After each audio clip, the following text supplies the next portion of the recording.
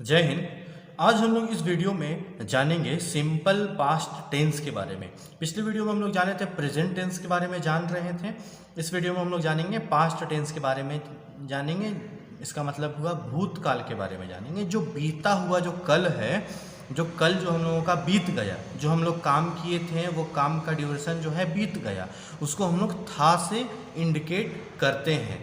जैसे कि मैं पढ़ता था, एक समय मैं पढ़ता था, मैं खाना खाता था, मैं जाता था।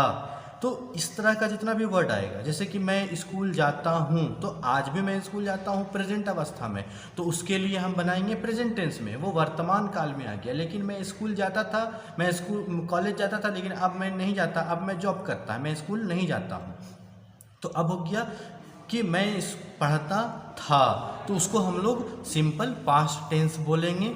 अगर लड़का रहा तो ता था होगा,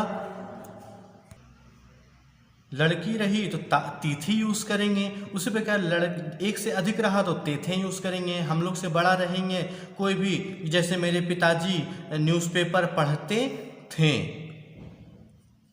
अभी पढ़ते हैं हिंदुस्तान टाइम्स, तो पहले पढ़ते थे द हिंदू पेपर पढ़ते थे, तो हम लोग कैसे बोलेंगे बट नाउ अ टाइम, अभी पढ़ रहे हैं हिंदुस्तान पेपर, तो हम लोग बोलेंगे मेरे पिताजी हिंदुस्तान टाइम्स पढ़ते हैं, तो ये हो गया प्रेजेंट टेंस, वर्तमान काल हो गया। लेकिन पहले क्या पढ़ते थे, भूतकाल बीता हुआ कल में क्या पढ़ते थे मेरे पिताजी, तो मेरे पिताजी द हिंदू न्यूज़पेपर पढ़ते थे। तो यहाँ पे देखिए ते थे आया। तो हमेशा की तरह इसमें भी 4 फार्मूला है। पहला फार्मूला सकारात्मक लाइन के लिए असेटिव, जहाँ पे नकारात्मक है, जहाँ पे नेगेटिव का प्रयोग किया गया है, वहाँ पे हम लोग न्यू नेगेटिव वाला लाइन से बोलेंगे फॉर्मूला नंबर 2 से। उसी प्रकार जहाँ पे प्रश्नवाचक रहेगा वहाँ पे हम लोग इंट्रोगेटिव वाला लाइन से बनाएंगे। जहाँ पे क्वेश्चन मार्क दोनों भी रहा, नेगेटिव भी रहा, वहाँ पे हम लोग हमेशा की तरह फॉर्मूला नंबर 4 से इस लाइन को क्लियर करेंगे। तो यहाँ पे देखिएगा कि मैं पढ़ता था, तो हो जाएगा यहाँ पे अकॉर्डिंग टू फॉर्मेट 1 अगर हम देखेंगे कि यहाँ पे नहीं का प्रयोग कहीं पे भी नहीं है, ना ही यहाँ पे क्या का प्रयोग किया गया, तो ये असेटिव वाला लाइन हो गया। तो जब असेटिव वाला लाइन हो गया तो हम लोग असेटिव वाला क्वेश्चन फॉर्मूला से बनाएंगे। तो यहाँ पे सबसे पहले एस लिखा हुआ है, तो एस का फुल फॉर्म हो गया सब्जेक्ट, कि किसके विषय में बात किया जा रहा है। तो मैं पढ़ता था, तो किसके विषय में बात हो रहा है, तो मैं के विषय में बात हो रहा है। तो यहाँ पे सब्जेक्ट के स्थान पर आई हो जाएगा। उसके बाद फिर वर्ब टू, तो पढ़ना को वर्ब 2 में क्या कहते हैं, वर्ब का भी फॉर्म होता है, वर्ब 1, वर्ब 2, वर्ब 3, वर्ब 4 और वर्ब 5। तो इसमें हम लोग वर्ब 2 का यूज़ करेंगे। तो वर्ब 2 में रीड को बोलते हैं, लिखाता रीड ही है लेकिन पढ़ाता है रेड। उसी प्रकार ऑब्जेक्ट में हो जाएगा पढ़ता था, तो ऑब्जेक्ट यहाँ पे कुछ है ही नहीं, तो यहाँ पे हो जाएगा आई रेड, सिंपल। उसी प्रकार जब नेगेटिव हम लोग लाइन लेंगे कि मैं नहीं पढ़ता था, तो जब यहाँ पे नहीं का प्रयोग किया गया है तो यहाँ पे नेगेटिव वाला फॉर्मूला से बनाएंगे। तो सबसे पहले सब्जेक्ट के बारे में बात करना है कि किसके विषय में बात हो रहा है। यहाँ पे किसके विषय में बात हो रहा है देखते हैं कि मैं नहीं पढ़ता था, तो मैं के विषय में बात हो रहा है, तो यहाँ पे हो जाएगा आई। उसके बाद फिर यहाँ पे डिड लिखा हुआ है, तो यहाँ पे हम डिड लिख देंगे। उसके बाद फिर यहाँ पे नॉट लिखा हुआ है, तो यहाँ पे नॉट लिख देंगे। उसी प्रकार यहाँ पे वर्ब 1 है, तो यहाँ पे ध्यान दीजिएगा कि यहाँ पे जब असेटिव लाइन रहेगा तो वर्ब 2 रहेगा।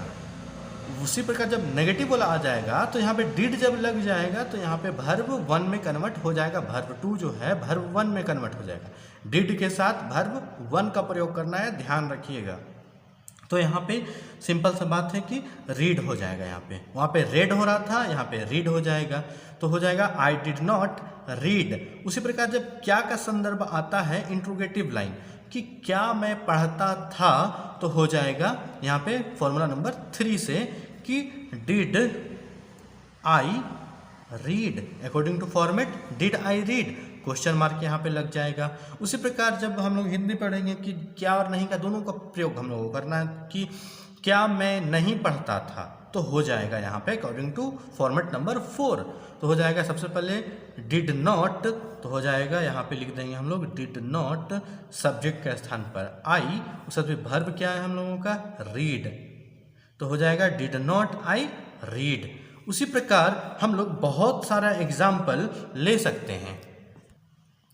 उसी प्रकार यहाँ पे हम एग्जाम्पल लिख दिए हैं, 3 एग्जाम्पल लिख लिए हैं। फिर आप इस चीज़ को समझ जाइएगा तो फिर अपने से भी आप एग्जाम्पल लिख करके आप अपना कॉन्सेप्ट को क्लियर कर सकते हैं। जैसे कि सीता किताब लिखती थी, तो यहाँ पे थी आ गया, किताब लिखती थी। तो लिखना जो हो गया हम लोगों का वर्ब, तो यहाँ पे वर्ब टू का प्रयोग करना है, तो हो जाएगा सीता रोट बुक, क्योंकि राइट रोट रिटेन होता है वर्ब 3, राइटिंग होता है वर्ब 4, तो यहाँ पे वर्ब 2 का उपयोग करना है तो रोट हो जाएगा, तो हो जाएगा सीता रोट बुक।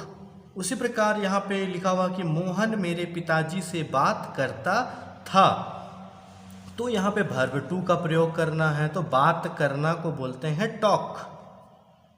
तो उसी प्रकार हम लोग आम तोड़ते थे, तो यहाँ पे तोड़ना को हम लोग वर्ब 2 का उपयोग करेंगे।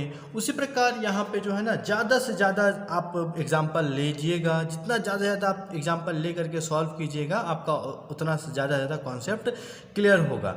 आप जितना ज़्यादा कम से कम 1 घंटा, 1.5 घंटा, 2 घंटा दीजिएगा, तो आप उम्मीद करते हैं कि मेरा जो कॉन्सेप्ट जो है एकदम ईजिली समझ में आ जाएगा। नहीं अगर समझ में आता तो मेरी वीडियो को फिर से देखिए। मैं जो है इस वीडियो को बहुत ही आसान भाषा में समझाता हूँ।